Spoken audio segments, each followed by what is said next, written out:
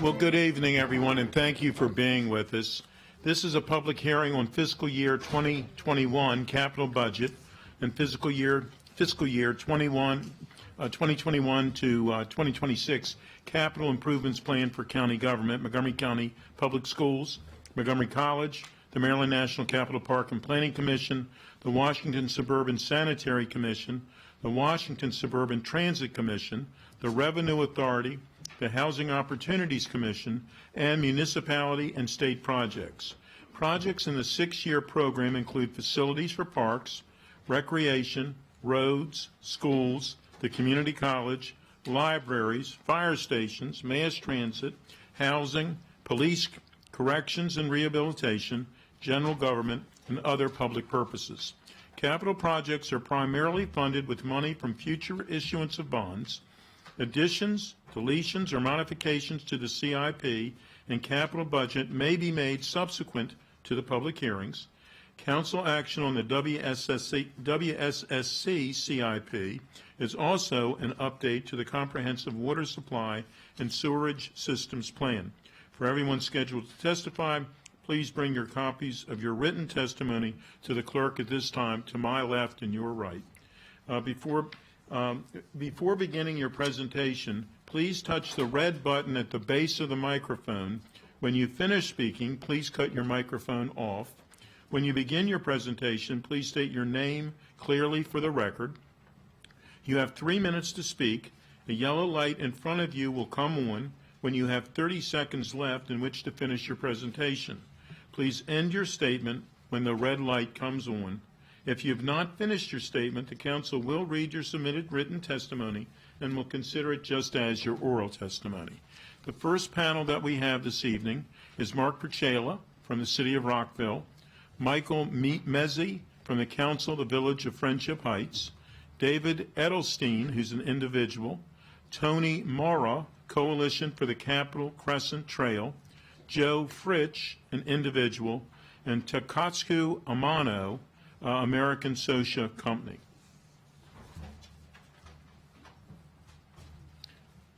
And Mark, you are the first speaker, please. Good evening, President Katz and members of the County Council. I'm Mark Perchela. I'm a Rockville Council member. Thank you for the opportunity to share Rockville's perspective on the County Executive recommended CIP. We greatly appreciate the County Council's capital investment in recent years, including the Bayard Rustin Elementary School and other Rockville priority projects. While we thank the County Executive for approving over 94% of the Board of Education's requests, we ask that it be fully funded. Many clusters serving Rockville students are still plagued with aging and overcrowded facilities. The Mayor and Council ask for your strong support for the following Rockville priorities. First, we urge you to include a major capital project in the CIP to completely rebuild the Twin Brook Elementary School. This facility, built in 1952, urgently needs ADA, sprinkler, and safety upgrades. Students are learning on the floors and hallways, and the school urgently needs 2 portable classrooms. Twin Brook Elementary is a Title I school with a 70% farms rate and desperately needs a modernized facility that will help students to excel. Second, we urge you to expedite the Wooten High School major capital project scheduled for completion in September 2026. The facility has HVAC, roof leaks, and other structural problems. The project must address school safety concerns, including unseparated bus drop-off and pickup areas and staff and student parking areas that are insufficient, crowded, and unsafe. Third, since the Richard Montgomery High School seat deficit is projected to spiral to 587 in the 2025-26 school year, it is imperative that MCPS open the Crown Farm High School on schedule in September 2025. With 6 portables and scarce classroom and lab space, how will MCPS address these issues while the community waits 5 years for a new high school? In addition, the Rockville Mayor and Council strongly support the following Board of Education CIP requests. First, the Maryvale Elementary School RevX with the co-location of the Carl Sandburg Learning Center to open in September 2020 and fiscal year 21 planning and construction funds to build out the second floor shell in the 2023-2024 school year. Second, the planning work underway for the reopening of the Woodward High School, the future Bethesda Chevy Chase Walter Johnson Cluster Elementary School, and FY21 construction funding for the Gaithersburg Elementary School number 8 to open in September 2022. In closing, we thank the County Council for prioritizing education and the MCPS CIP. Please call on us to support your school construction funding advocacy in Annapolis. Thank you, and we will, Mark. Thank you. Michael Mezzi.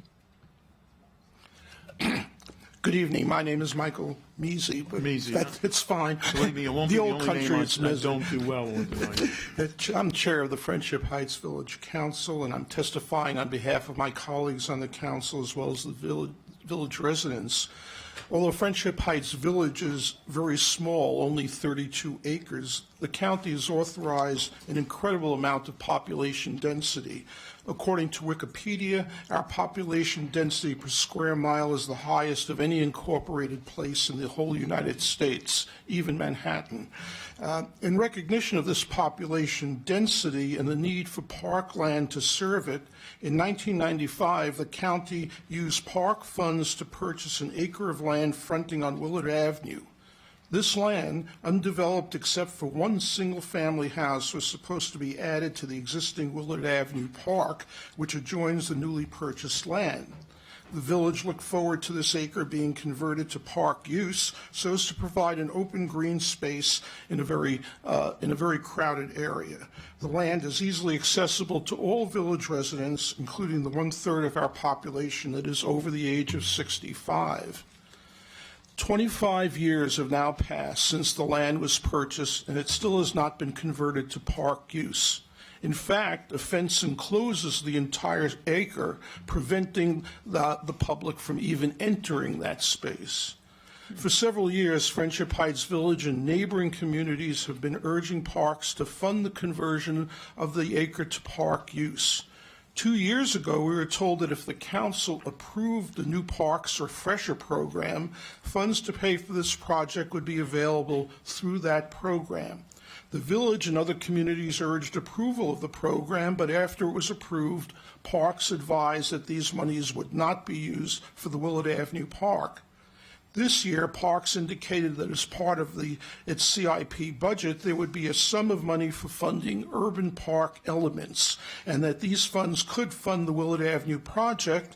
However, we were also advised that the Willard Avenue project was just one of many projects eligible for the limited urban parks element funds, and that only a few of these projects would be funded. For 25 years, this acre of land purchased by the county explicitly for park purposes has been surrounded by a fence and inaccessible to the public. We think that we have been more than patient. Because the land as well as the house on it is already owned by the county, putting it to the public use would require a minimal appropriation. We request that the council take the necessary steps to assure that CIP budget funds will be used at long last to convert this acre to the public use for which it was intended. Thank you. Thank you. David Edelstein. David Edelstein. Tony Mara. Good evening. My name is Tony Mara. I'm the chair of the Coalition of the Capitol Crescent Trail. As you may know, we're a local community organization. We have about 2,000 supporters, and our mission is to work to preserve, protect, and improve the Capitol Crescent Trail. Our most recent project was the planning and the construction of the Neil Potter Plaza, where the trail meets River Road. We were in a partnership with the Parks Department and the Parks Foundation, and we raised from the public about almost close to $500,000 for this lovely new spot on the trail. We have two concerns that we want to bring to your attention tonight. First is the CIP does not include any funding for a trail tunnel under Wisconsin Avenue. And the second is that the Parks Department budget request has been cut by approximately $20 million. Let me speak first about the tunnel. The coalition strongly supported the paving of the trail that parallels the new Purple Line going from Bethesda to Silver Spring. And we also urged that the project include a continuation of a underpass under Wisconsin Avenue for the users of the trail between Woodmont Avenue and Elm Street. As the planning for the Purple Line went along, the tunnel that the trail has been using for the past 30 years was acquisition for the Purple Line, and we were no longer going to be able to have access to that. But we were told by officials that, don't worry, you will have a tunnel underneath Wisconsin Avenue because we are concerned about the safety of traversing the area between Woodmont and Elm. So we think that the tunnel is absolutely necessary for the safety of the users. The trail is the most heavily used trail in the county. It's only going to increase with the new access from Silver Spring. The interim surface trail that has been proposed and it will be constructed is not going to avoid the problems of crossing Wisconsin Avenue. So we urge the council to look at the budget and include funding for the tunnel. The second thing we want to do is to point out a concern that we have about the funding for the Parks Department. The county has got an outstanding series of parks and trails and recreation facilities. The Parks Department does a fantastic job in keeping them up, but they need the resources to do so. And we're concerned that the budget that they have asked for has not been granted and it's been cut dramatically, and we urge you to look at that and see what you can do about returning some money to the Parks Department. Thank you. Thank you. Tony Mara? That's me. No, I'm sorry. Joe Fritsch? Good evening. My name is Joe Fritsch. I live up in Olney. I work with many groups, the Mid-Atlantic Off-Road Enthusiasts, Montgomery County Bicycle Advocacy Group. I do a lot of volunteer work with Montgomery County Parks, building and maintaining natural surface trails. Tonight I am asking for full funding for Montgomery County Parks, as parks are an essential part of the quality of life of citizens of Montgomery County. Full funding is needed for new park amenities as well as maintaining current facilities. Parks Trail Crew staff have been working hard to improve the sustainability of the natural surface trails while improving the trail access. Both the countywide Park Trails Plan and the Bicycle Master Plan place a priority on improving trail access to and from where people live. Park staff are working with the county and the state transportation departments to improve safety along these trails and roads. Full funding for parks, the Capitol Crescent Trail, and the BIPA, the Bicycle and Pedestrian Priority Area projects are needed if we are to make Vision Zero a reality. Project Open Space is one of Parks' most important programs. Without funding, Parks will miss out on opportunities to purchase land for future trails and protect natural resources for future generations. Along the way, I've worked on many different projects, including the Trails Master Plan with Parks and the Bicycle Master Plan with the Planning Department. Again, both of these intertwine very nicely to provide more access throughout the county for all parts of the county, from Damascus to Poolsville down to Rockville, Silver Spring. Without proper funding, we cannot have these trail connections, and again, these are vital for Vision Zero. For these reasons, I ask for parks and other projects such as the Capitol Crescent Trail Tunnel and the BIPA projects to be fully funded. Thank you. Thank you. Taka Amano? Thank you. Council President Katz, council members, my name is Taka Amano. I have been a resident parent, small business owner, and entrepreneur here in Montgomery County for 19 years. Thank you for the opportunity tonight to testify and to thank you for the wide range of support that we have received from the county as we have established and are growing our shochu distillery business. In August of 2015, we registered Azabu Distilling Company, LLC, here in Silver Spring, and in 2016, we established a distillery inside the FITSE Biotech Incubator in Frederick, Maryland. Doing business as American Shochu Company, we became the first and only genuine shochu distillery in North America right here in Maryland. Shochu, which is pronounced like trade show, Chewbacca, is the other traditional Japanese spirit, the not sake. They've sold more shochu than sake in Japan the last 15 years. In Montgomery County, we are in the county liquor stores and in the central farm markets that are run by Deb Moser and Mitch Berliner. I was introduced to the Central Farm Markets by Heather Bruskin and Catherine Nardi at MoCo, Montgomery County Food Council. And being able to sample and sell products at the farmers markets has been a big, important boost to a lot of us in the spirits business here. And I thank that's in the Maryland spirits business, and I thank the council for your support for the laws that have allowed doing this, state laws. There's some glitches in the county rules that I brought to the attention of Vice President Tom Hucker's office, and I thank you for your attention to this matter. Montgomery County Alcoholic Beverage Services, ABS, and the county liquor stores have also been big supports, huge partners in the early stages of growing our business.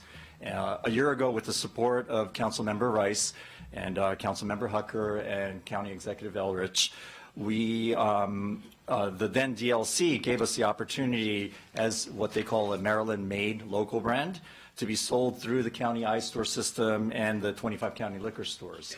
As I understand it, national brands are required to hit a certain level, threshold level of sales to be stocked in the stores, and this was a special exemption that was made to us. A year later, I was informed that over the last 365 days, our Umai Shochu brand has sold in the top 4% of SKUs in the Montgomery County ABS system, putting us in the same qualification as national brands that are stocked in the system, the first time for a Maryland-made brand. I've attached a copy of the email that the county has is sending out talking about this exciting news. And we couldn't have accomplished any of this without the support of the county ABS and the council, the executive, and the Central Farm Market. And so I thank you very much. We'll read the rest of your testimony. Thank you. There are no questions of this panel. Thank you very much. This concludes this panel. The next panel is Sonia Thanikat from Neillsville Middle School, Christopher Arndt, an individual, Braden Ruiz-Weiss, an individual, Bonnie Bell, Coalition for Seneca Creek Greenway Trail, Zoe Tishav, Montgomery County Regional Student Government Association, and Brianna Akumu Botag, an individual.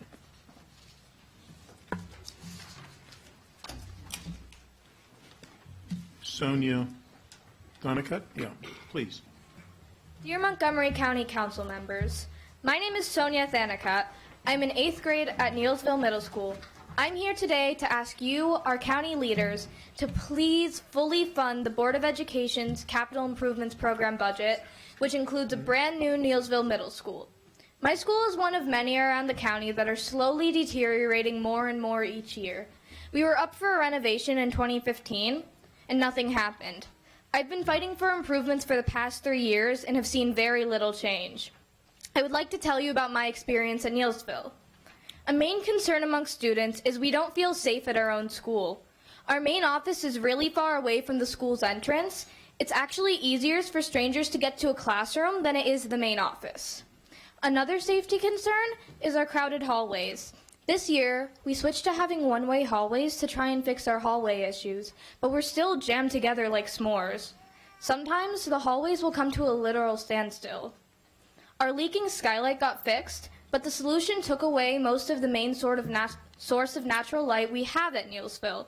We have poor lighting in the hallways and dark, narrow stairwells that are so thin they've been one way for years. Some teachers in classrooms with no windows, which is most of the classrooms, have put up art or painted fake windows to feel like there is some connection to the outside world.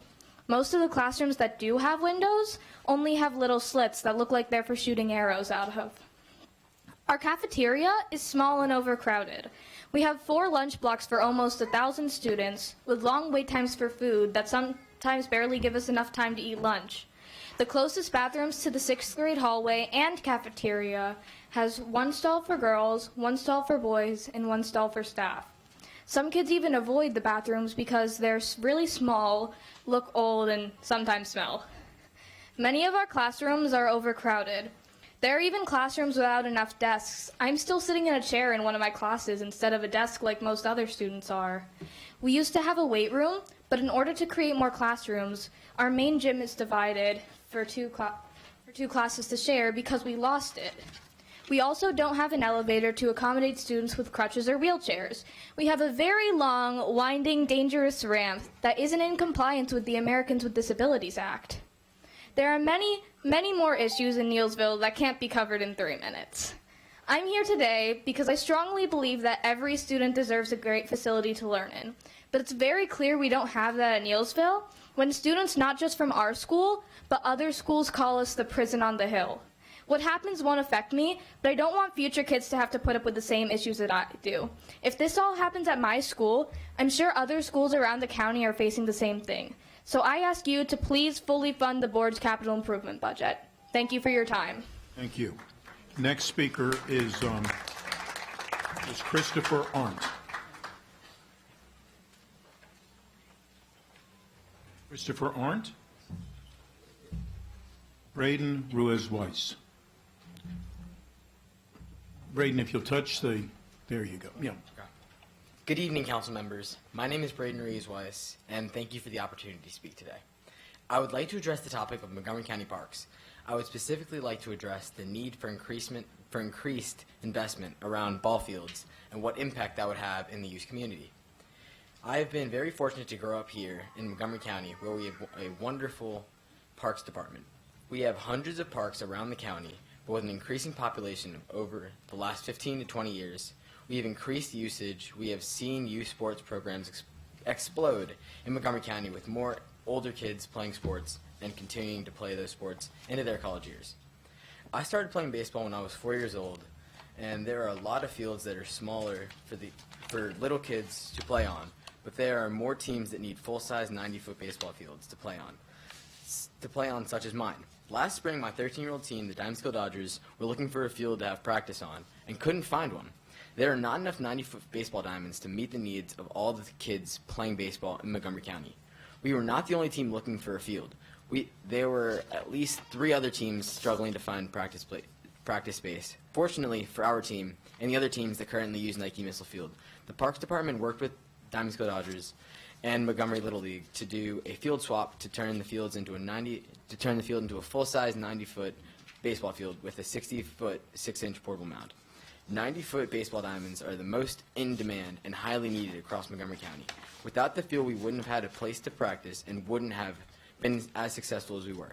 In addition to my team practicing there, Avalon High School, the Mid-Atlantic Red Sox, and several other teams held practice and played games there throughout last spring and summer. A field that had little to no utilization is now being rented out 6 out of 7 days a week, all spring. The field took several men 2.5 weeks to convert into a full-size field, and this is the kind of renovations that could be done to improve the aging baseball fields that exist and have low utilization all over Montgomery County. The teams that need practice, the teams that play and practice there are high schoolers who are committed to play at competitive Division I schools, and they need a field that is one of the finest in the area to practice on. If we could get funding to build more baseball fields into 90-foot base paths and 60-foot 6-inch mounds, then more teams would be successful, and baseball in Montgomery County could be more competitive, which would eventually attract college coaches, which could give people an opportunity to go into good colleges and further their education and baseball careers. The recently funded athletic field program for Montgomery Parks is the only reason that the kind of field upgrade was possible. It is imperative that additional resources are allocated to expand the scope and reach of the work of the Parks Department to meet the demands of continued growth of youth sports in Montgomery County. Montgomery County Parks can lead the way with your continued support of this program. Thank you for your time. Thank you very much. Bonnie Bell. Good evening. You're going to need to cut when you're, there you go. Thank you. Good evening. My name is Bonnie Bell. Thank you. I appreciate you all being here in the evening when people who work and go to school can come and testify. I have been a volunteer in Montgomery County Parks starting in the 90s with Bluebirds and in 2000 with Natural Surface Trails. I'm here to speak on behalf of maintaining a good budget for the Parks Department, particularly Natural Surface Trails, and I have some things to show and tell with you. I'm starting with a proclamation issued by the County Council of 2015 to the Seneca Amigos, who are instrumental in building the Seneca Creek Greenway Trail. 934 Montgomery County Parks Trail volunteers in 2015 dedicated 6,147 hours of service inspecting, maintaining, and constructing natural surface trails. That's a lot of people and a lot of hours, and that only represents the volunteers, not the trail users. Next, we have, this is actually mine. This was a Countywide Parks and Advisory Board a recognition, Parks Volunteer for Excellence. I was leading, I'm now a trail crew leader, 33, at that time, 33 trail volunteer sessions. So that's the county. This is Trail of Fame, State of Maryland. Same thing, trails. And here we can go national. From the American Trails Organization. I was nominated for this and won this, and this is not about me. This is about why these were possible. These were possible because we have an exemplary trail system here, and those volunteers are what made these possible. There are economic, health, property value, pollution control, and detection benefits. Costs of natural surface trails are minimal compared to the bounce you get for them.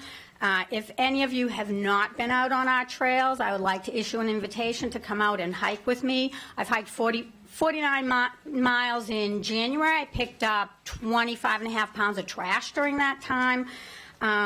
It's a great stroke of luck for me that I live in Montgomery County where we have a world-class park system. It's won numerous awards, and we have wonderful trails. So please, keep the department funded. Thank you. Thank you. Next speaker is Zoe Tashab. Good evening, President Katz and members of the County Council. My name is Zoe Chayev. Today I'm here representing the Montgomery County Regional Student Government Association. This time last year, I came before you and retold the story of Georgina the cockroach and her cockroach friends and family at Damascus High School. I stressed the dire needs of our crumbling schools and the severe and menacious conditions of our dilapidated facilities. You all funded our capital improvements plan, and I'm here to ask you all to do it again. Today I wanted to focus on some of our other schools in the same group of secondary school major capital projects, but before I do, I wanted to emphasize a few points that you've probably already heard from our school officials. You all know that our county is growing, that our school system is growing with it at an unprecedented rate. Over 2,000 students have been added in this year alone, and our county's demographics are shifting too, with new and younger, larger families moving into the county to take full advantage of our phenomenal school system. But our school system can only truly be phenomenal if the programs and amenities that we boast ourselves on are hosted in buildings that are actually suitable for education. Buildings that do not threaten students with cancer from the asbestos-filled walls or with hurling pieces from the crumbling ceilings. Surely you have heard about the countless protests from Clarksburg parents about the Board of Education's plan to change the boundaries of Neillsville Middle, with one of the loudest criticisms being Neillsville is broken and it needs to be fixed. Now, I don't agree with these parents on a lot of matters, but on this one, I do agree. I won't repeat Sonia's phenomenal comments because she described it better than I ever could, but Neillsville is broken and it needs to be fixed. The hallway at Neillsville are narrow, the ceiling tiles often leak or have mold, and the main entrance is completely detached from the main office, such that visitors are sometimes unable to locate the area that is supposed to serve as the check-in point for all visitors. These pervasive issues echo in the halls of other schools slated for major capital improvements projects, Wooten and Magruder, Damascus, and Poolsville. Students at these schools, my friends, have long expressed their frustration with having to navigate the halls of school that is quite literally falling apart before their very eyes. These schools have been neglected, dejected, and students pay with their health and their sanity every day. Sitting in classrooms for hours on end with no natural light to punctuate the unceasing tedium of the school day. That is the life of thousands of students in our falling apart schools. In the FY19 annual report by the Interagency Commission on School Construction, Montgomery County was listed as having only 64% of our schools in good or superior condition, making us 17th in the state for school conditions. We have a duty to ensure that the students in every school have a school that is sound, that is clean, that students can feel safe in. We have a duty to fully fund the board's request, which, as comprehensive as it is, still leaves behind schools that are long overdue for reconstruction or updates, schools like Eastern or Springbrook, because that's how prevalent of a problem the deterioration of infrastructure is in our school system. Council members, picture yourself walking in the halls of Neillsville. Picture yourself in a crowded hallway. Would you feel excited? Thank you very much. We'll read the rest of your testimony. Next is Brianna, and I'm not going to get your last name right, so please pronounce your last name for us as well. My name is Brianna Akumwa Boateng. I am the co-president of Neillsville's SGA. Since Sonia and I last spoke with the board, we have received extreme support from our community, and they are truly understanding how badly we need a new school. We are extremely appreciative that we are even being considered for this makeover of renovations, but we are desperately asking you to have this funding reserved for us. Student and staff safety is constantly at risk when it comes to entering our building. As you know, the hallway, all you have to do to enter our building is press a button for the office to open the doors. But even then, they can hardly see who is coming in, and that poses as a major security threat. School shootings are becoming a prevalent occurrence, with 25 happening last year alone, and our lack of safety leaves us at a constant risk and easy targets. We can't possibly stay defenseless anymore. Outside security aside, our doors may be easy to enter, but getting out is a much more complicated situation. And our doors are fire hazards because in a time of emergency, we cannot all be filed out in a safe matter of time. Furthermore, our 5 boys, girls, and staff respective bathrooms are not nearly enough to accommodate for the near 1,000 of us at Neillsville. And also, the infrastructure of our school is so somber that we have been mistaken for a juvenile detention center, and it does not help that we bear resemblance to the 7 Locks Penitentiary just off the 270. This year, we instilled a rule for our upper floor to be used as a one-way hallway, because in years prior, there was one intersection that got so filled up that it caused countless stalemates. It was a perfect place to be trampled and hurt. The one-way hallway doesn't completely get rid of this problem either, because when your classroom is barely across the hall, but you have to go all the way around to reach it, people are definitely running the moment that bell rings, leaving everybody in their wake an obstacle that will be hurt in the process. And lastly, I want you to imagine having hundreds of students walk a single hallway packed like a can of sardines, being herded like cattle. This kind of cramped and stuffy atmosphere does not make for a good learning environment. And Neillsville is currently a safety hazard to all of its inhabitants, and will continue to be one until you help us fix it. So please, take that into consideration. Thank you. Thank you. Councilmember Reamer, please. Thank you, Council President. I think you would probably agree that when we get compelling testimony from a young lady, we ought to acknowledge it. So, Bonnie, you did a great job. Thank you. Yes. Sorry. Attempted Deus humor. Thank you to all of you who provided testimony. Really vivid portraiture of Neillsville and the need there. And Brady did a terrific job talking about the need for parks investment and athletic fields. So thank you. Really appreciate everyone's participation tonight. Thank you. Councilmember Rice. Thank you very much, Council President. And I just wanted to highlight for Sonia and for Brianna and for Zoe, the point that you made about the decision of the Board of Education in actually redistricting and moving some of those boundaries is actually highlighted the effort for us when it comes to Neillsville Middle School. Neillsville Middle School was always a priority, and so I'm happy to see that the board has certainly done that, but did want to let you know that I've already asked our staff to look at ways in which we may be able to accelerate Neillsville Middle School, understanding that there are other things that are tied to it beyond just the situation itself, being that it's dilapidated. We do have some serious ADA concerns that are in that building as well, and so from that perspective, it's one where we're looking at the possibility of being able to do that. Do understand that we are looking at a CIP that came from the county executive that is not where it needs to be in terms of supporting the Board of Education's request. So we certainly are going to ask the board to take a look at the list, but one of the ones that we know needs to remain based on the Board of Education's decision that makes it a little bit different from some of the others is that it is directly tied to population.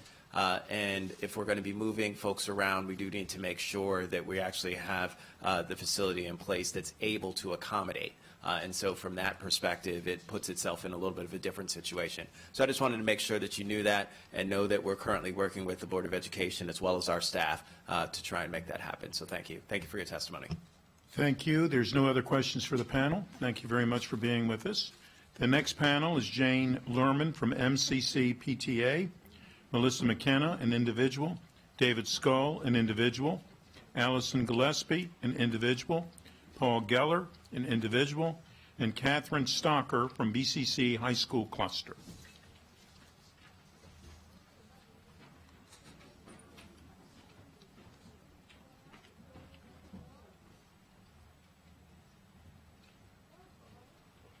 And Jane Lerman is the first speaker.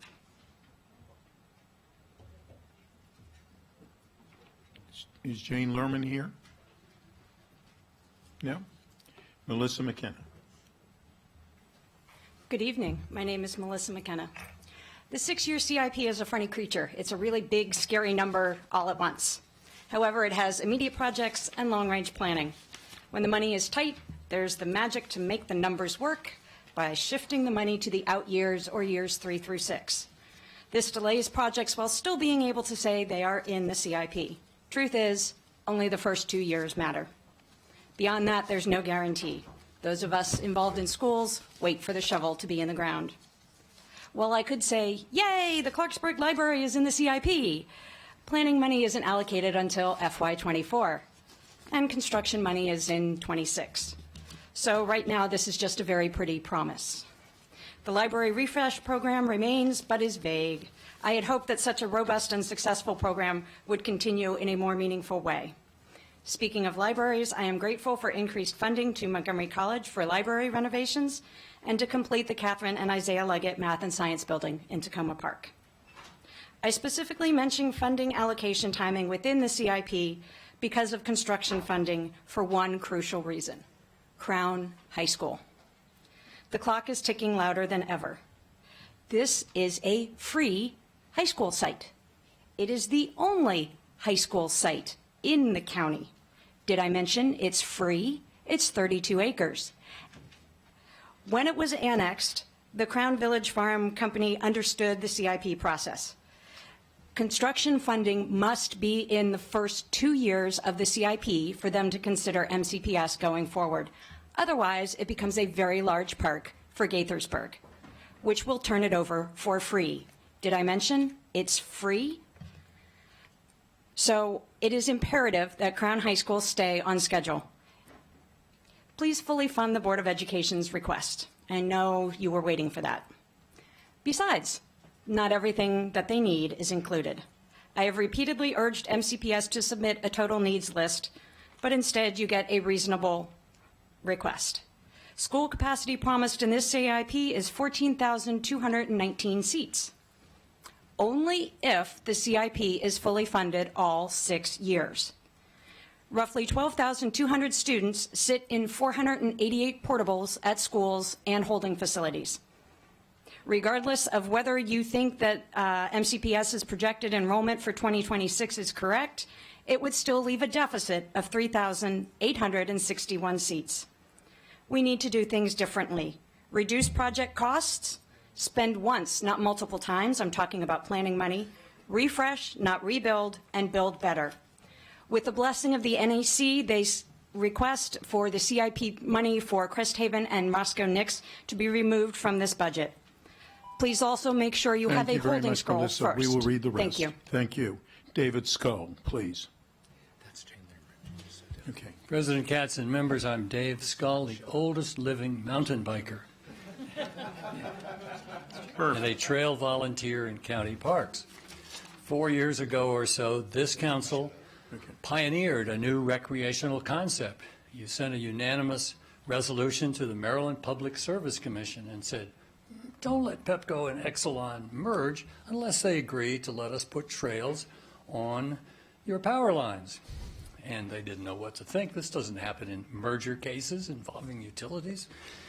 Well, a year ago, Councilman Rice cut the ribbon on the fruits of your labor, which the section of the trail that starts in District 2 and ends in District 1, that is from the Soccerplex down to Cabin John. Only half of that unpaved trail is in existence yet. Trails are certainly the least expensive item in the capital budget, mostly done by volunteers and some help from the government. Paved trails are more popular because more people can use them, and they're more expensive. But wait, this isn't just any paved trail. The land is free. Pepco's not charging a dime. Nobody has to condemn anything. And they've already done the engineering. They wanted to make sure the paved trail didn't interfere with what they do. But best of all, they agreed to try to work the cost of the paved trail into the rate base that all ratepayers would help pay for, on the theory that they could argue it improves access to their facilities, which it would. And so we think that the cuts to the capital budget have too big an impact on these very inexpensive, very popular programs, and we urge restoration. Thank you. Thank you. I understand Jane Lerman is here. Please, you're the next speaker. President Katz, distinguished council members, ladies and gentlemen. My name is Jane Learman, and I'm the Poolsville Cluster Coordinator and the chair of the MCCPTA CIP Committee. Thank you for allowing me to speak tonight. I respectfully request that the County Council restore all funds to the Superintendent's recommended CIP so that MCPS receives the funds that our schools so desperately need. As you know, Poolsville High School is one of the 9 capital projects in the 2021-26 CIP. Our Eisenhower-era facility has needed upgrades for many years, and the community eagerly anticipates a 21st century building. I urge you to restore all requested funding because inadequate facilities negatively impact students and communities writ large. I have several perspectives regarding the current budget cuts, both as a PTA member and as an employee of MCPS. I've been a substitute teacher for 11 years and have worked in approximately 30 schools in the upper half of the county. I have witnessed the impacts of cramped classrooms, spotty Wi-Fi, outdated auditoriums, and antiquated workspaces for teachers. Cutting millions of dollars in the budget while the economy is doing pretty well does not serve the short or long-term interests of our students and MCPS staff. The current cuts impact more than academic activities. Schools are the beating hearts of their communities, and the buildings are the epicenter of learning and social engagement. Outdated buildings can limit holistic programming within schools that help students and their families. These include, but are not limited to, the proposed community school at South Lake Elementary, as well as language centers, linkages for learning, Judy centers, after-school programs, immigrant language centers, and multi-generational service centers. These programs address urgent needs that cannot be assigned to other areas in the public sector. But there are other needs that are a direct result of our divided country and nasty political culture.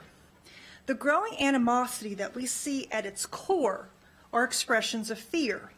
Fear of people different from ourselves, anxiety about technology, and fear that our children will live in a world that lacks promise and opportunity.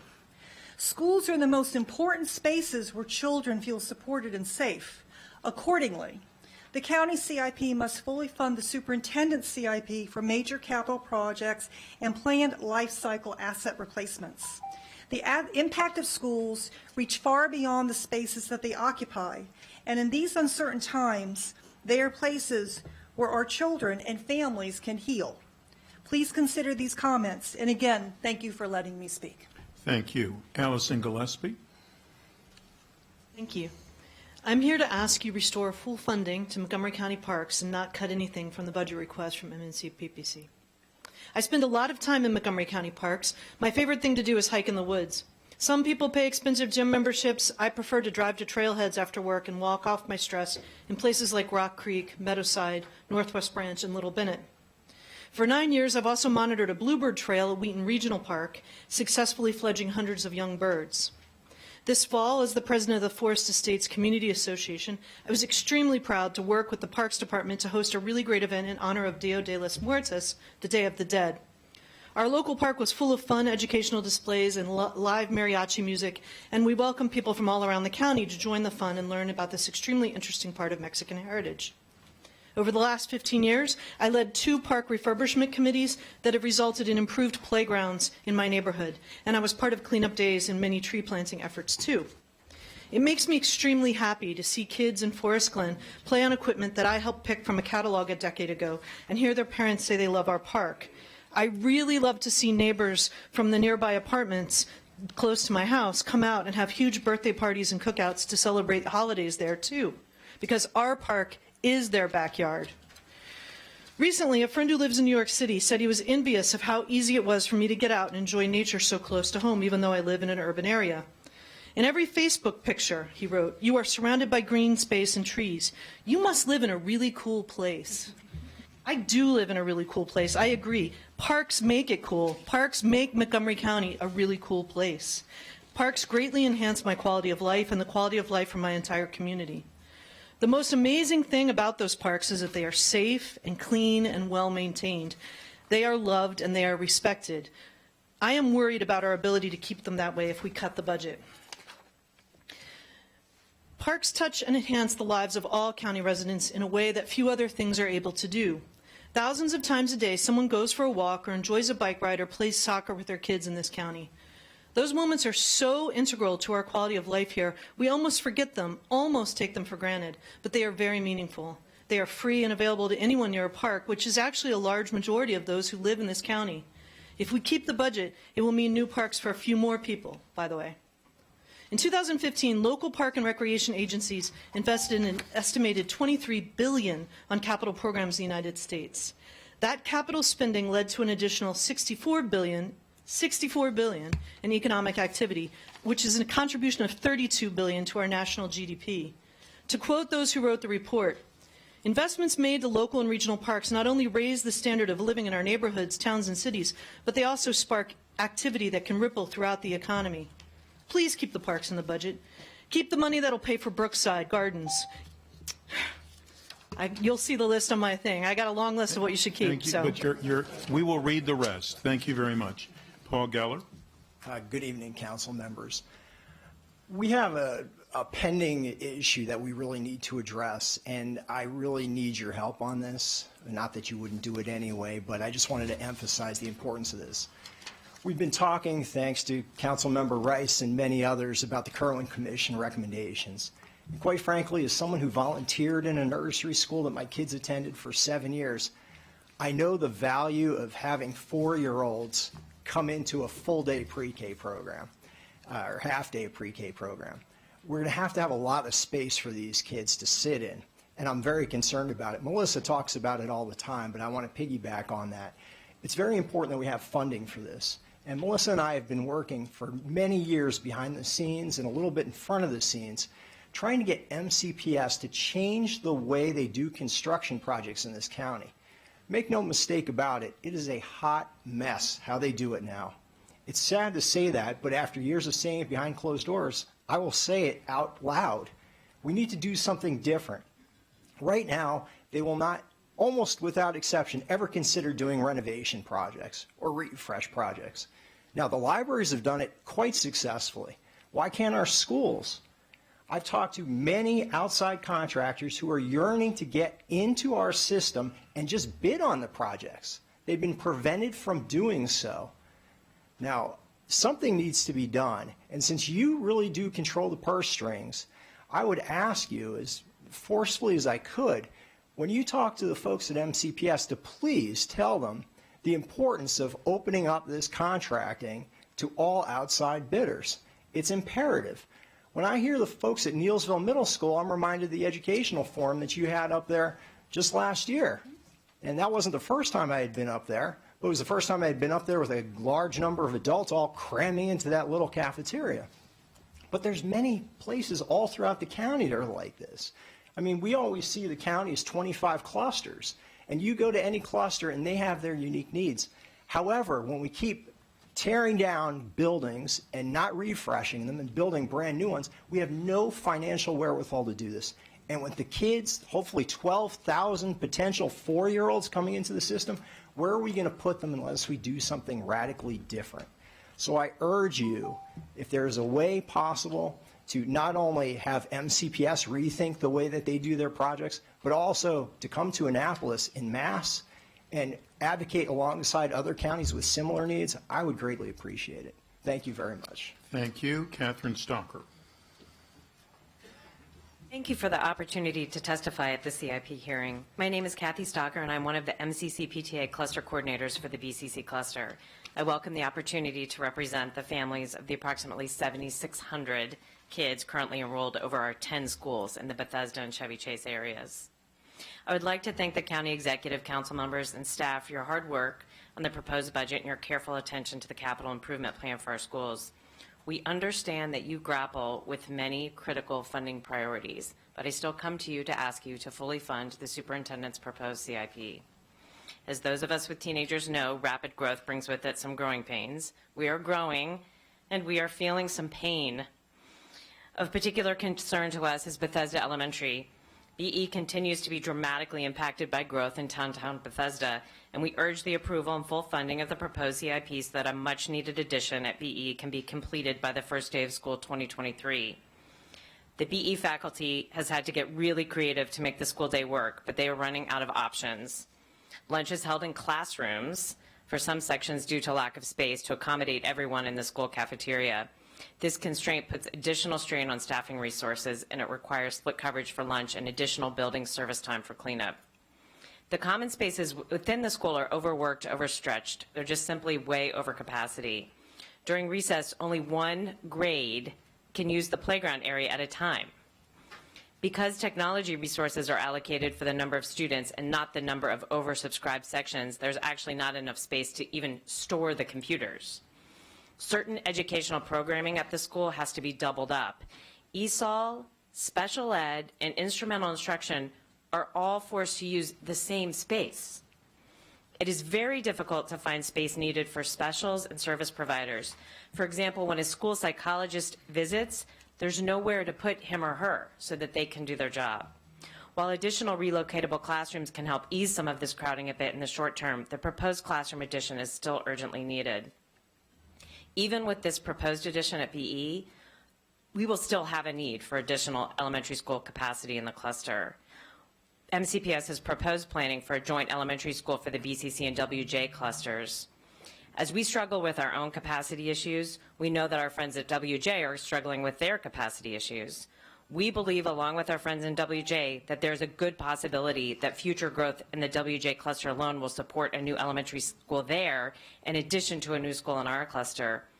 Given the growth, the proposed joint elementary school is already a compromise solution. If the council does not commit to funding for a new joint elementary school servicing the two clusters, we anticipated unprecedented and critical space shortages. Thank you so much for your service to our families. Thank you. Councilmember Giwando. Thank you, Mr. President, and thank you all for your testimony. I have a rule: if 3 people say something I want to respond to, I'll click in, so I'm going to do that. Ms. Gillespie, this is a really cool place, and I agree. Thank you for your advocacy. Ms. McKenna, I'm glad you brought up libraries. As lead for libraries, I'm very concerned about the timeline on Clarksburg and the refresh program. I think some of my colleagues share that concern, so I want to thank you for that point among your other points. And last but not least, the oldest mountain biker, former council member David Skull. I just want to thank you. You are an inspiration, sir, to many of us, not only for your athletic prowess, but for your continued advocacy on behalf of Montgomery County. So I just wanted to acknowledge you and thank you for your support and concern about our county. Thank you. There are no further questions for this panel. This concludes this panel. Next, I understand Christopher Orange is here as an individual, Mary Flynn, an individual, Rochelle Fink from Whitman High School Cluster, Michael Owens, individual, Rodney Peel from the Richard Montgomery High School cluster, Sean Punga from an individual, and Collins Odongo from Paint Branch High School cluster.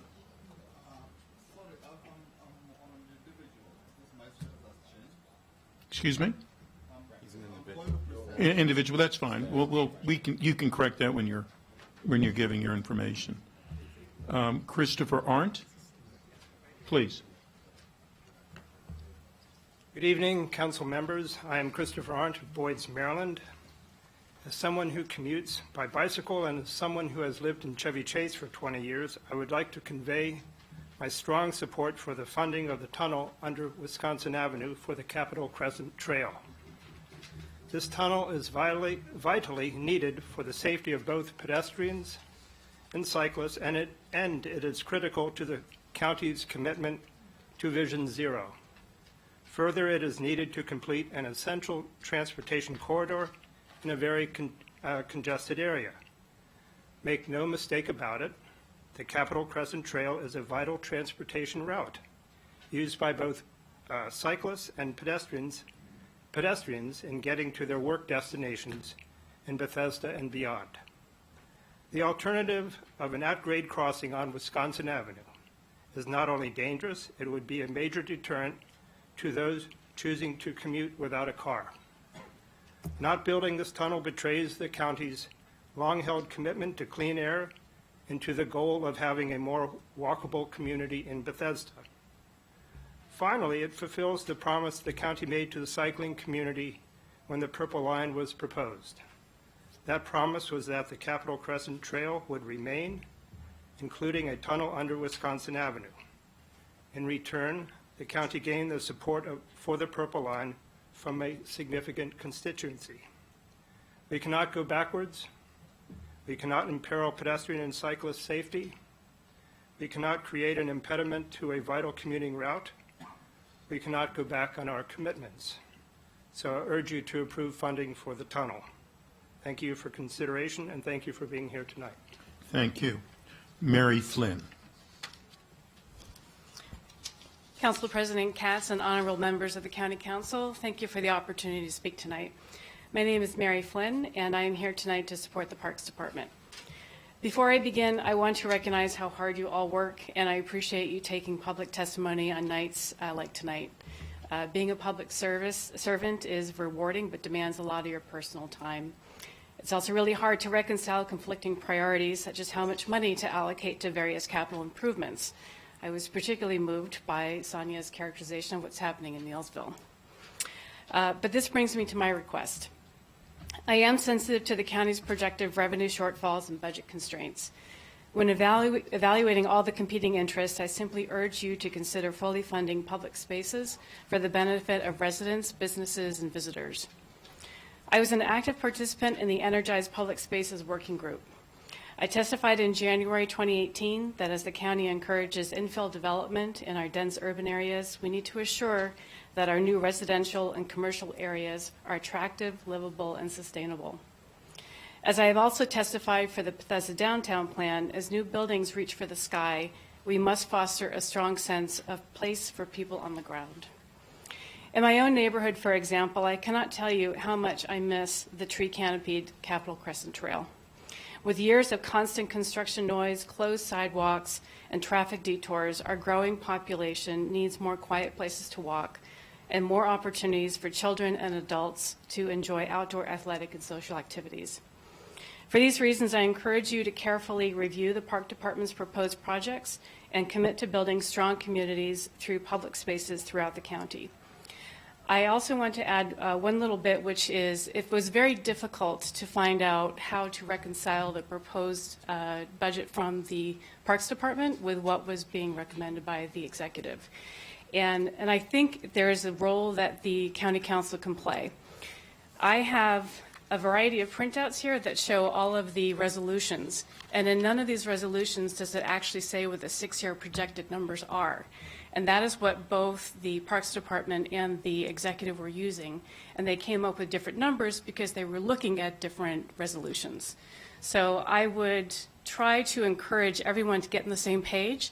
It was really difficult to figure out what I was really looking at when I saw the two different opposing points of view. So with that, I thank you for your time and your service. Thank you very much, and thank you for your suggestion. That's a good one. Rochelle Fink. On behalf of the schools of the Walt Whitman High School Cluster Schools and my fellow cluster coordinators, Lisa London and Sherry Altman, we would like to thank you for allowing us to testify tonight. As an initial matter, we want to express our gratitude for the funding that has supported the nearly completed Pyle Middle School expansion project and the much-needed Walt Whitman High School expansion. Our community has been growing rapidly for the past several decades, and we appreciate your past support and your current support for the capital funding needed to support our students. We are here to urge the Council to continue its tradition of supporting the superintendent's budget. The school system's capital needs are well documented and not new. We recognize, too, that the budget pressures are not new. There may not be easy solutions to address the growth of the MCPS student population, but the reality is that new students keep coming. We've all heard the refrain for many years that MCPS grows by the population of one high school every year, and that trend does not seem to be ending. The new students require teachers, administrators, staff, and seats. Failing to fully fund the superintendent's budget will surely exacerbate today's problems of crowded classrooms and declining school infrastructure, and weaken our county's best asset. We thus urge the Council to fund Superintendent Smith's proposed capital budget in full. Thank you. Thank you. Michael Owens. Good evening, Council. My name is Mike Owens. I live in Boyd's, and my children go to Clarksburg Elementary School. I'm here to request that you fully fund the MCPS Capital Improvement Plan. Due to aggressive development on Maryland 355 and at Cabin Branch, there are currently 639 students enrolled in a school built for only 311. Our principal's best guess for fall 2020 enrollment is 700 students, or 225% capacity.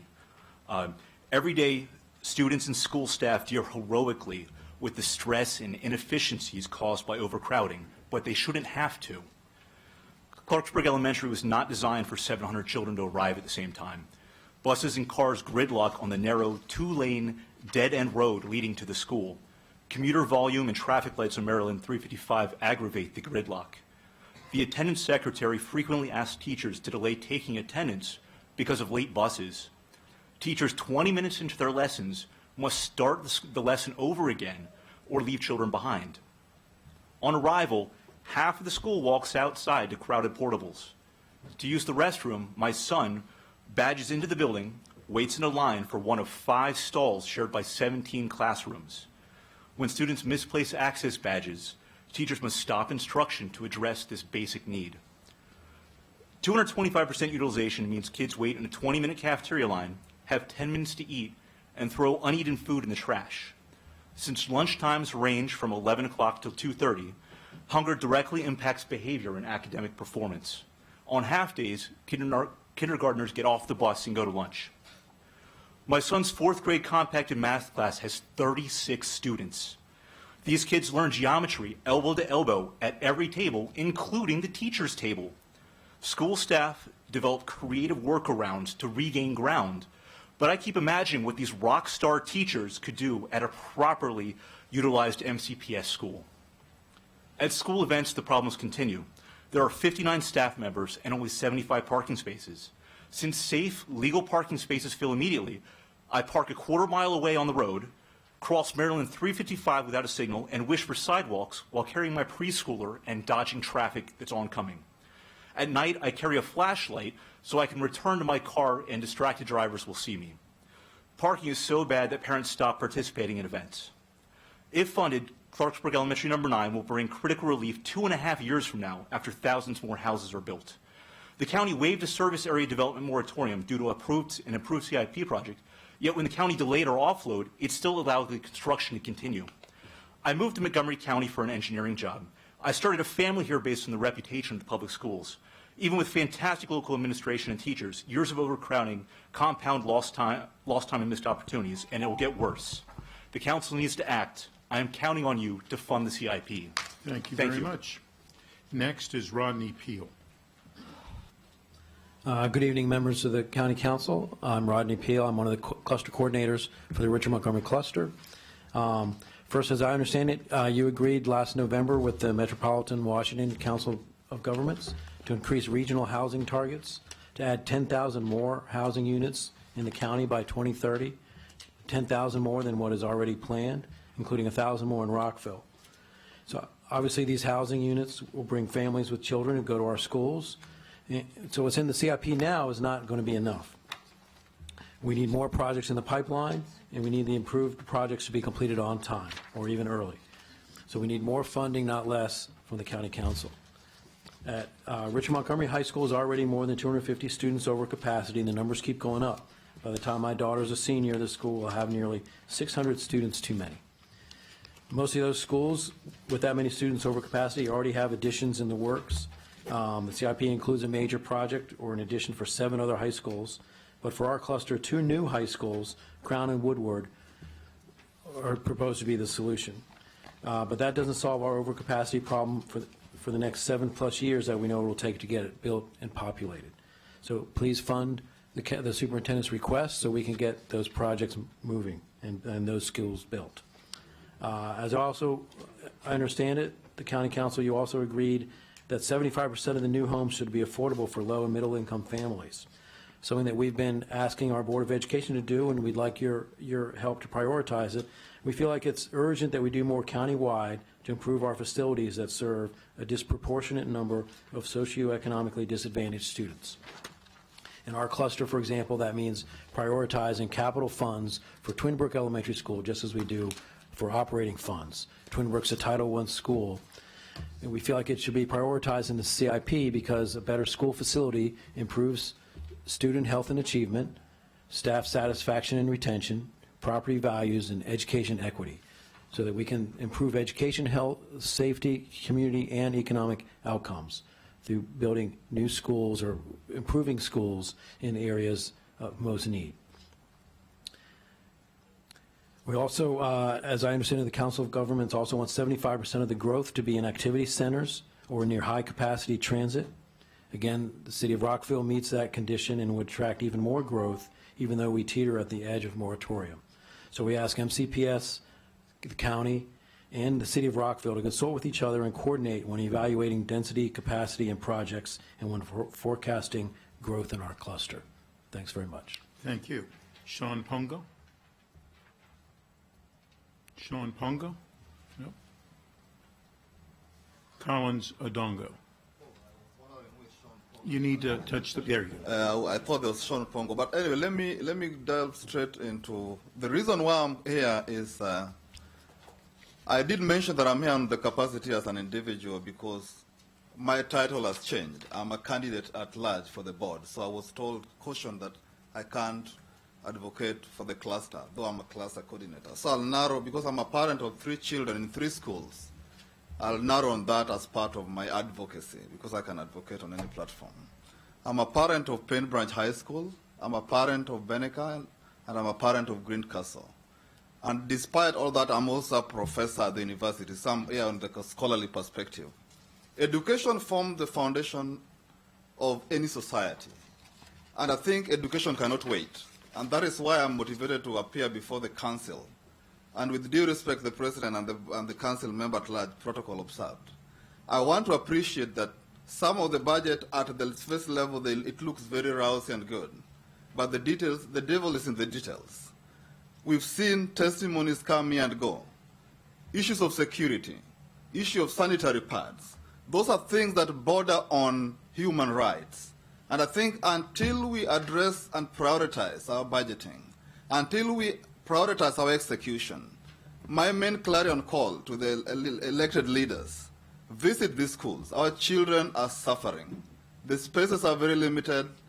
The staffing is very limited. The infrastructure arrangement is very limited. And I think this calls for an urgency. And this is a message that I want to be taken to the executive. let them listen to the voice of reason. The Board of Education is a component of professionals. And I think budget is a negotiated process. That funding needs to be funded fully because education is an integrated process. It's not like any other system because it's like a conveyor belt. You don't give staffing, there'll be half-baked implementation of the curriculum. So with due respect, I want to challenge the board. Do anything, cut any budget by education should be left alone, fully, because it's going to form the foundation of our society. So that is what has motivated me to come. And hopefully, if you guys don't do it, we'll be indicting you. And I think this message needs to go to the executive. If our children are going to suffer, some of us are going to, we don't want to be, because education is for civil people. So I want to request that if they can do that, we would really appreciate so that we don't have to go to the streets to advocate for the obvious. The students have talked, everybody has talked, but as a parent who has also been an advocate for 4 years, these things need to be done like yesterday. So if you can fund that budget, I think it will be a good position for you people because it will form part of your campaign strategy for next time. Otherwise, we'll be knocking some of you out. And I'm not saying this with arrogance, but with the humility. Thank you very much. Thank you so We'll much. read the rest of your testimony. Yeah. Thank you. There's no questions for this panel, so that concludes this panel. Next is the next panel is Josh Tolkien, Kathy Kircher. Josh Tolkien's an individual. Kathy Kircher from the Friends of Brookside Gardens. Elsie O'Connell, an individual. Corrine Hart, an individual. And Ian Latinsky, a Montgomery College alumna.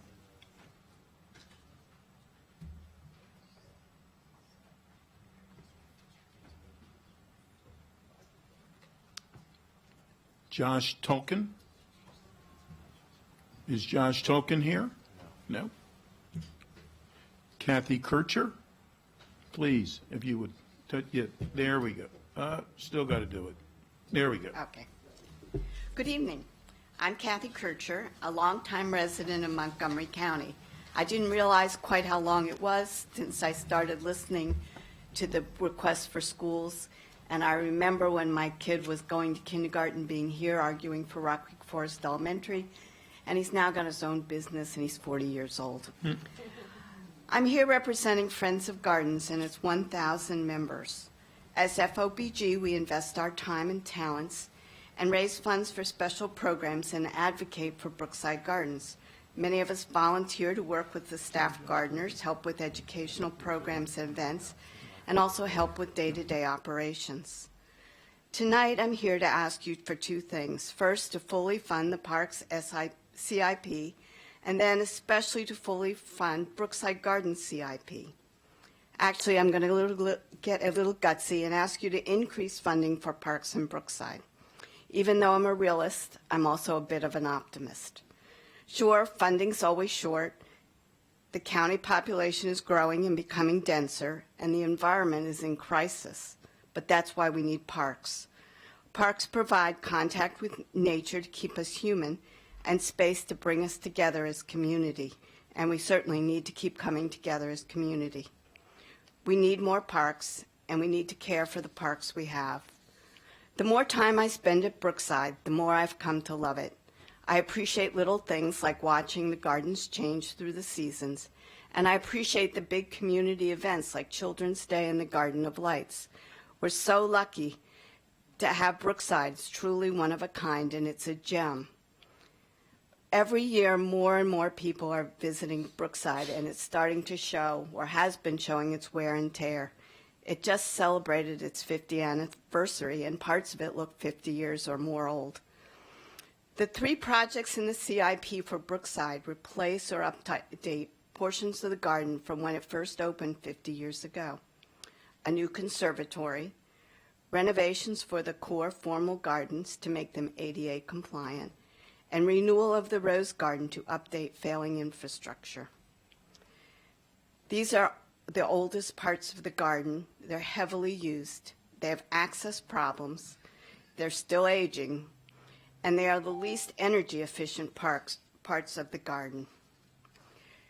The conservatory is 50 years old and shows its age, and it's in the 100-year floodplain. The glass roof leaks and is broken in places, and the physical plant is old and inefficient. With volunteers, we can help with the plantings and we can give tours, but we can't climb up on the roof and patch the holes. The county really needs to start with planning its replacement. We all need Brookside. Thank you very much. We'll read the rest of your testimony. Elsie O'Connell. Thank you. It's Elise, but thank you for allowing me to speak today. Dale Drive in Silver Spring, it turns out, is a very busy street that drivers use as a back road to avoid 495 during rush hour and to connect Colesville and Georgia. It is hilly and bendy and drivers go very fast. As with any hill, as one approaches the peak, you can't see a pedestrian on the other side of the peak until you are at the other side of the hill, making it hazardous to those walking in the road. Recent traffic calming measures made cars slightly more likely to stop at crosswalks. But these are crosswalks that lead to nothing but the shoulder of the road. A few bump outs and pedestrian islands have not solved the issue that there is simply no place safe to walk along Dale Drive. I moved to our house on Dale Drive in June of 2017, and since that time, just in front of my own house, I've witnessed with my own eyes 3 accidents where cars were damaged enough to warrant tow trucks. And I work full-time. I'm a physician. I'm gone most of the day. So these are only accidents that I've seen with my own eyes and in optimal conditions, and I don't know the total count of all that have happened when I'm not there, but I've heard it's a lot. The corner of Crosby and Dale, which is mere steps away from these accidents, is a school bus stop for elementary school children. It is frightening to think what could happen as these children walk in the street to and from the bus stop. A major car accident does not need to happen. A car simply needs to swerve onto the shoulder of the road and a child will be struck.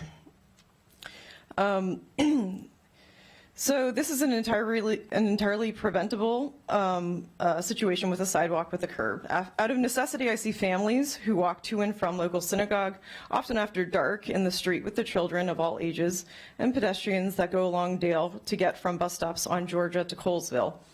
Less than a quarter of a mile from my house is Sligo Creek Trail and several small businesses, and one risks their life to walk to these destinations, and so often does not go. My concerns are not in isolation. A recent MCDOT survey of over 80 of people in the area showed that 80% of the residents on or near Dale were in support of a sidewalk or path. I compiled a short list of 30 people's individual bullet points comments for your reading at your leisure. So in closing, if you could please support the use of the construction of a multi-use path. I'll just use my last few seconds for part of a testimony of a companion who's supposed to go later whose child got sick tonight. And her sentiments are basically that her and her husband walk along the street to go to Forest Glen Metro stop every morning and frequently have to jump out of the way of cars and buses driving dangerously on Dale and the surrounding streets. And they've both nearly been hit trying to bring in their trash cans from to the road. So I'll leave it at that. Thank you very much. Corrine Hart. Hi. Please. Hi, thank you, Council President Katz and council members. I'm Corinne Hart. I live on Dale Drive, and I'm here to urge you today to include funding for a sidewalk on Dale Drive between Colesville Road and Georgia Avenue. As many of you know, my community has been advocating for pedestrian safety improvements on this part of Dale for many years. While we're grateful for the traffic calming infrastructure that was recently installed, it was meant to be only one part of a more robust solution. In fact, without a sidewalk, the bump out curbs actually force bikes, people in wheelchairs, and people pushing strollers to walk directly into traffic to get around them. Even with the traffic calming, there were several crashes just last month. I'm not here only to advocate that you include funding to finish this project, but to share my experience of how challenging it is to get basic pedestrian infrastructure installed on the county road. I started my advocacy when I was on maternity leave. My daughter's now 2.5 years old, and I'm on my maternity leave with my second child. Navigating the road on foot with 2 kids is even more horrifying than with 1. In 1994, retired NASA engineer Mr. Leonard Hardis was hit and killed by a driver as he walked along Dale Drive a few blocks from his home. For over 25 years, residents have been asking the county to solve this issue that puts their lives at risk. In 2008, Funding was included in the CIP to fund a sidewalk, and it was removed in 2016 without any consultation with our community. Since then, my neighbors and I have been actively organizing, as you know, to increase safety on this road, particularly thinking about the elementary and middle-aged school kids who wait every morning on this busy road without a sidewalk. For example, we formed the Dale Drive Safety Coalition, which has 200 members. We've testified here at the council, at the planning board, and attended meeting after meeting. We've organized the Dale Drive Safety Walk, which was attended by over 100 people, including many of you and other county officials. We've spoken with the county executive, the heads of MCDOT, the heads of the planning department, many of you, your staff, and the police department. And several local news outlets have covered our advocacy, including ABC 7 News just the other night. And yet, the Dale Drive path is not included in the CIP and has no funding beyond 35% design. This section of Dale is completely residential. It has no sidewalks, no bike lane. You are forced to walk in the shoulder, which is completely impassable in some places due to parked cars. I did it just this morning with a double stroller. In a recent MCDOT survey, as Elise said, over 80% of residents want to see a sidewalk. Many people also responded, saying they use Dale to walk or bike to the churches, parks, and local businesses. It will also be an access route to the Purple Line, and it is included in the county's bicycle master plan. I urge you to restore funding in the budget to complete the Dale Drive project and address our concerns. The county needs to take action before someone else gets killed. Thank you. Thank you very much. Ian Latinsky. Good evening. My name is Ian Latinsky. I'm a lifelong resident of Montgomery County and a Montgomery College alumnus. Today I'm the Chief Technology Officer at LearnZillion, a local startup that just so happens to provide the new middle school math curriculum for MCPS. I'm here to ask that you please fully fund the Montgomery College capital budget request, particularly for library renovations, deferred maintenance, and the Leggett Math and Science Building at Tacoma Park, Silver Spring. I opted to stay local while pursuing my degree, knowing that MC and the University of Maryland College Park would provide me with a great education without leaving the community I loved. Since graduating from UND in computer science, I have built software applications for local companies with national impact in defense, philanthropic, fundraising, and now education. Having been around the technical and corporate blocks, I know that MC gave me a great education and helped prepare me for a strong career. I recommend the college to all high school seniors. Another local, Harrison, a friend and former classmate, first experienced and had access to computers while at MC. Today he runs a local IT firm out of Silver Spring called H&B Tech, serving businesses in this county and the broader DC metro area. He and his wife employ other county residents as IT professionals. And access to STEM facilities and equipment at the college impact a resident's trajectory for life, like Harrison's, as well as other residents' lives through them and the broader community and the broader county for years to come. So please continue to support the Leggett Math and Science Building so all MC students have access to a high-quality STEM building. As a former commuter student throughout college, I can also vouch for the importance of quiet and productive locations away from the busyness and noise of home. I had 4 siblings, so you can imagine how loud that was. In addition to a helpful study environment, the college library provides access to the technology, tools, and people to help you study. I spent most of my time outside class in the library, working on homework, projects, and in study groups. Please support the college's library renovation so that each student has a study haven. In addition to supporting these projects, please provide funds so that MC can take on the challenge of deferred maintenance on many of its facilities. Taking care of issues now to save public dollars later. I'm grateful to have grown up in a county that cares a lot about education and provided me, my siblings, and my friends with educations that prepared us for our careers. That's one of the reasons I've chosen to stay in Montgomery County and one of the reasons I'm raising my family here now. All 3 of our kids, 9 and younger, already know they're attending MC. Thank you for supporting MC's capital budget. I'm grateful, as are many others who have attended, are attending, or soon will be because I'm nudging them there. Thanks for listening, and thanks for your consideration. Thank you very much. There's no questions of this panel, so this panel is concluded. The final panel for this evening is Sarah Haj Hamad, a Montgomery College student, Eni Okusanya, an individual, and Addie Solomon, an individual.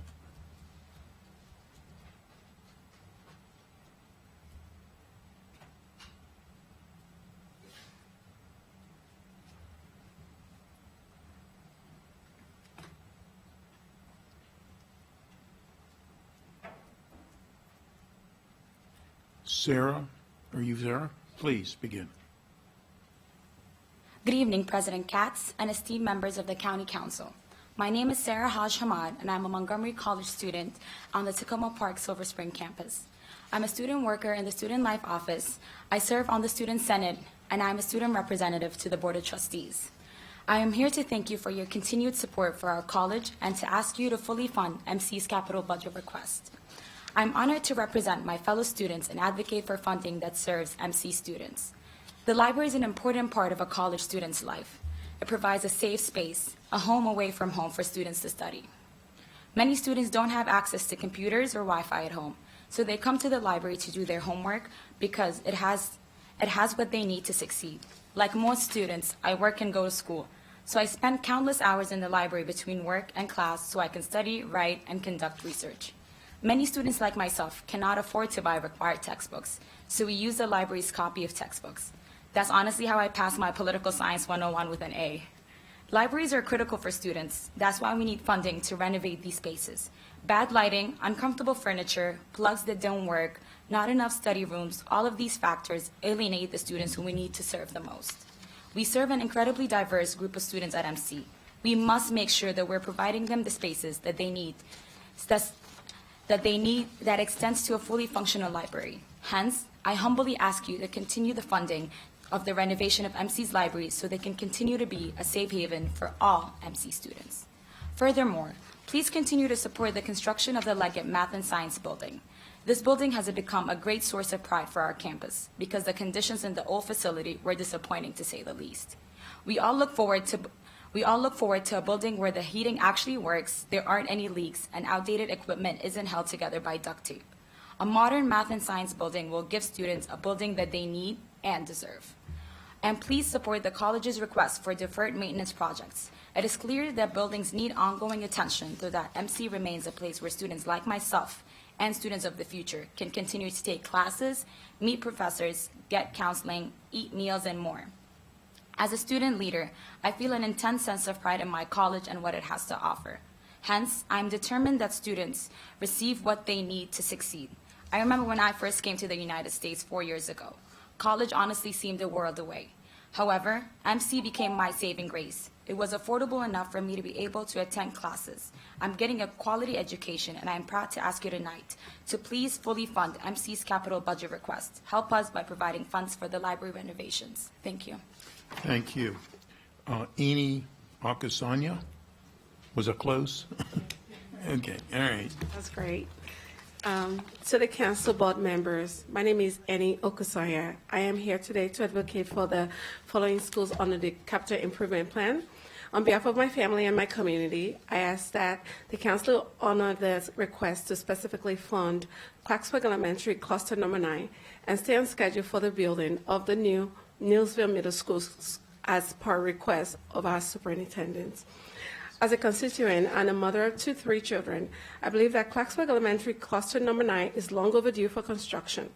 When we bought our house in Cabin Branch during the fall of 2014, the builder mentioned to us that the new elementary school will open in fall of 2019.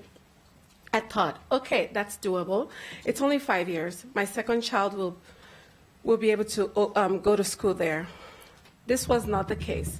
Now all I hear it's in the county's hand. I felt deceived, and I am sure that I am not the only one in my area who feels this way. Even though we love Clarksburg Elementary School, because of the collaboration and support among parents, guardians, staff, and students, we believe that our children should not be stepping over each other or letting first grade students eat lunch at 2:15 p.m.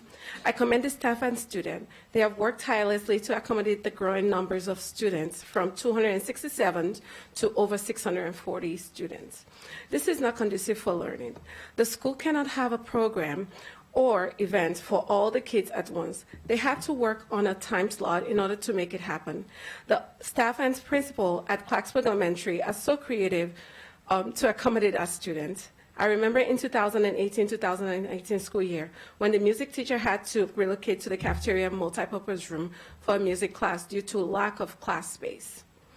This was not an excellent climate for our children to adjust while they are learning. In addition, the parking is a nightmare at Clarksburg Elementary, and I'm just going to leave it that way because Mike has talked about that. How about a solution and not a delay for this overcapacity, where taxpayers and our children deserve better? Let's focus on funding and building the new school, Clarksburg Elementary Cluster Number 9.